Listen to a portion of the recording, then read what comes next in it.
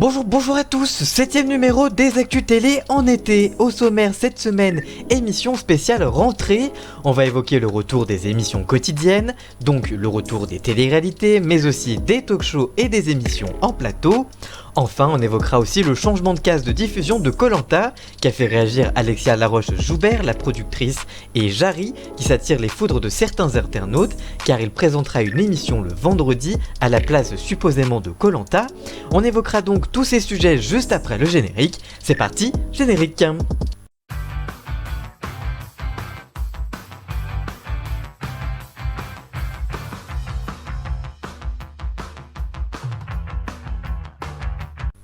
C'est notre gros dossier de la semaine, l'émission spéciale rentrée. Aujourd'hui, on évoque donc le retour des émissions quotidiennes à la télé. D'abord, Julien Courbet fera sa rentrée sur M6. Si l'animateur accueillera de nouveaux auditeurs sur l'antenne de RTL avec Ça peut vous arriver dès le lundi 23 août, les téléspectateurs de M6 devront patienter une semaine de plus avant de retrouver les directs. En effet, c'est le 30 août à partir de 10h05 que toute la bande de Julien Courbet fera son grand retour pour une deuxième saison sur la chaîne. L'objectif sera toujours de venir en aide aux Français pour résoudre leurs litiges du quotidien. L'équipe restera inchangée. En plateau, désormais, 3 témoins seront présents pour exposer leurs cas et échanger avec des experts du sujet traité. Pour plus de convivialité et d'interactivité, souligne la chaîne dans son communiqué sur M6. La chaîne se réjouit par ailleurs des audiences encourageantes enregistrées par Ça peut vous arriver tout au long de la saison dernière. Grâce à cette nouveauté lancée en novembre 2020, la case du 10h-12h35 a en effet progressé de 130% en part de marché et 15% sur les femmes responsables des achats de moins de 50 ans en comparaison avec la saison précédente. On poursuit avec les télé-réalités qui feront aussi leur retour, et notamment les Marseillais vs le reste du monde, qui sera de retour sur W9 le lundi 30 août prochain. L'année dernière, c'est la famille du reste du monde, composée de candidats issus de diverses régions françaises et d'émissions de télé-réalité, qui avait remporté la saison 5 de l'émission. Avant le coup d'envoi de cette nouvelle saison, le compteur de victoires est de 3 pour les Marseillais, contre 2 pour l'équipe adverse. Les candidats de télé-réalité devront s'affronter sur plusieurs épreuves, mais également lors de battles professionnels pour engranger un maximum de points et se rapprocher de peu plus de la victoire finale. Chaque semaine, la famille qui aura récolté le moins de points devra passer par l'étape de l'élimination, cadrée par Catalia, l'animatrice de l'émission. Nouveauté cette année, le candidat éliminé aura la possibilité de se venger en votant contre la personne de son choix lors de la cérémonie suivante. Une sorte de vote noir de Koh-Lanta ressuscité et revisité. Comme le veut la tradition, il y aura bien 2 chefs de famille, 2 chefs d'équipe, avec d'un côté Julien Tanti pour les Marseillais et de l'autre Nico pour le reste du monde.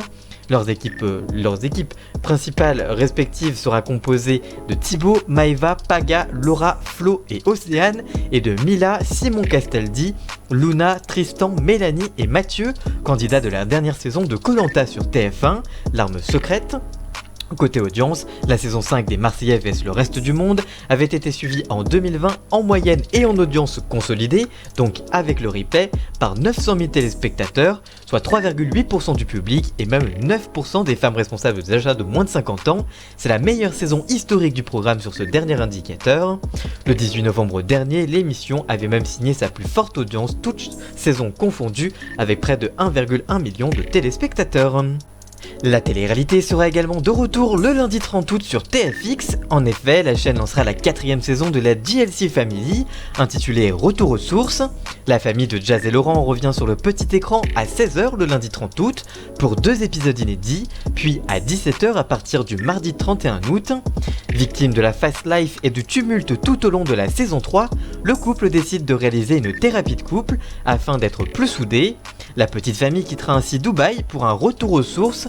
Luxe et grandes villas laisseront place à fermes pédagogiques et camping-cars. Pour ces vacances ressourçantes, la petite famille devra aider les fermiers pour préparer la réouverture de la ferme. La saison 3 de la JLC Family avait réuni entre le 4 et le 15 janvier 2021 sur TFX près de 219 000 téléspectateurs, soit 2,2% du public. Mais ce n'est pas tout, le même jour, le lundi 30 août donc, TFX diffusera après 2 ans d'absence la bataille des couples pour une 3ème saison à partir de 18h. Pour son lancement, la chaîne du groupe TF1 proposera 2 épisodes inédits à partir de 18h. Après avoir animé La Villa des Cœurs Brisés et 10 couples parfaits, Elsa Payer sera désormais également à la présentation de l'émission de TFX.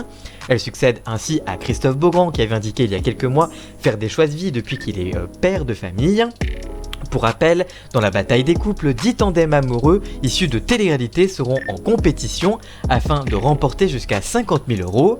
Pour cela, ils devront s'affronter durant plusieurs semaines autour de différentes épreuves, défiant les 10 piliers de l'amour: solidarité, complicité, dévouement, fidélité, persévérance, franchise, confiance, dialogue, tolérance, argent et enfin dernier pilier mystère. Chaque semaine, une cérémonie déterminera le couple qui sera éliminé. Parmi Raphaël et Tiffany de la Villa des Cœurs Brisés et de Koh-Lanta, Mélanie et Romain de la Villa 6 et de The Circle, Anaïs Camizuli de Secret Story et Stéphane, son mari, Sarah et Ahmed de la saison 5, Julie et Thibaut de la saison 6 de la Villa des Cœurs Brisés, Virginie et Nicolo de la saison 5 de la Villa, Maxime et Valéria de The Circle sur Netflix, Léana et Abou de la saison 6 de la Villa des Cœurs Brisés, Lou et, de The Circle et Krish également, et Eva et Vivian de la saison 6 et de 10 couples parfaits. Du 26 août au 26 novembre 2019, la saison 2 de la bataille des couples avait rassemblé en moyenne 323 000 téléspectateurs, soit 2% du public selon Médiamétrie. Il s'agissait d'un bilan correct, mais en très légère baisse par rapport à la précédente saison. Mais ce n'est pas tout, la bataille des talk-shows va enfin pouvoir reprendre. Ainsi, Anne-Elisabeth Lemoine démarrera sa 4e saison à la tête de C'est à vous sur France 5 le lundi 30 août prochain. L'animatrice retrouvera de nouveau Patrick Cohen, Pierre Lescure et Marion Réguri. Du côté des nouveautés, Bertrand Chameroy débarque en quotidienne dans le talk-show avec une chronique autour de la politique en vue de l'élection présidentielle de 2022. Il intervenait déjà une fois par semaine avec son billet Le Speakerin. C'est à vous accueillera aussi Mohamed Bouafsi pour également de la politique et du sport. De plus, pour sa 13e saison, C'est à vous sera rallongé de 25 minutes, ce qui lui permettra de couvrir l'ensemble de la tranche du 19h-21h comme les autres talk-shows. C8 mise pour sa part sur la stabilité puisque Cyril Hanouna fait son retour avec la 11e saison de Touche pas mon poste le lundi 30 août prochain. L'animateur prévoit des petits nouveaux autour de sa table dont les identités n'ont pas encore été communiquées. Une nouvelle séquence baptisée les FDP, signifiant les flingueurs du PAF, va également faire son apparition. Il s'agira d'un débat entre divers intervenants sur un sujet précis média. Le talk-show renforcera également sa ligne éditoriale sur l'actualité et la politique en vue de 2022. Par ailleurs, à partir du jeudi 2 septembre prochain, la chaîne signera le retour de Balance ton poste en prime time sur C8. Par ailleurs, le lundi 30 août prochain, C8 lancera la nouvelle saison de William à midi à partir de 12h45. Le présentateur sera de nouveau avec son équipe pour évoquer des sujets conso, santé et nutrition du moment. Ils évoqueront également les thématiques dédiées à l'économie, les animaux, le jardinage ou encore les nouvelles technologies. Côté audience, la saison dernière, la première partie de William à midi avait fédéré 104 000 téléspectateurs, soit 0,8% du public. La deuxième partie avait quant à elle séduit 279 000 curieux, pour une part de marché de 2,7% du public. Par rapport à la saison 2019-2020, il s'agissait d'un bilan stable pour la partie 1 et en hausse pour la partie 2. Par ailleurs, la chaîne lancera également la deuxième saison du 6 à 7 avec Casta, le retour de l'émission en quotidienne juste avant l'émission de Cyril Hanouna Touche pas mon poste. Leader du talk show durant la dernière saison, Quotidien sera également son retour le lundi 30 août, sans grand changement non plus annoncé pour le moment. On ne change pas et une équipe qui gagne.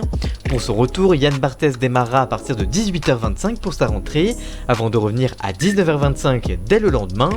Pour cette 6e saison sur la 10, le présentateur accueillera de nouveaux visages et humoristes dans son talk show, comme l'assure le communiqué de TMC. L'émission devra donc rafraîchir son équipe en cette année présidentielle, puisque Quotidien a perdu 2 de ses piliers de sa bande, Salia Braclia d'abord, et Paul Laroutourou qui a rejoint Rutel Krief sur LCI. La semaine dernière, nous vous parlions de Koh-Lanta, la légende et son changement de case le mardi, et bien cette semaine, il a fait réagir. Pour rappel, la prochaine saison de Koh-Lanta All Star célébrant les 20 ans de l'émission sera diffusée le mardi 24 août sur TF1.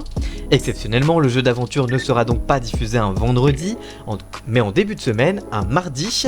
Cette semaine, Alexia de la Roche-Joubert, présidente d'Adventureline Productions et productrice de Koh-Lanta, était l'invitée du Club de l'été présenté par Thomas Isle sur Europe 1, et elle a réagi à ce changement de case qui risque de perturber les habitudes des fidèles téléspectateurs de l'émission de survie, et précise, je cite, TF1 m'en avait parlé l'année dernière, j'avais dit non, je leur avais dit que que si une émission pouvait affronter un changement de case, c'était cette série anniversaire, ça fait quand même 20 ans que nous sommes dans cette case du vendredi, TF1 connaît la puissance de la marque Koh-Lanta pour exceptionnellement changer de case. En fin de compte, il y a plus de monde dans la case du mardi que dans la case du vendredi, il y a aussi plus de jeunes sur cette case-là, puis sur cette case-là, il y a aussi il y a plus d'assiduité, puisque les gens reviennent d'épisode en épisode. C'est toujours un risque de perturber les habitudes des téléspectateurs. Vous m'auriez demandé, je ne suis pas sûr que je vous aurais dit oui, banco, on y va. Maintenant, c'est notre rôle de producteur d'affronter avec le diffuseur de nouvelles cases. Celle du mardi a probablement besoin d'être rafraîchie. Les séries américaines diffusées habituellement le mardi sur TF1 sont un peu chamboulées en audience, les résultats sont moins bons. Par ailleurs, cette semaine, Jarry a réagi à ce changement de chaîne.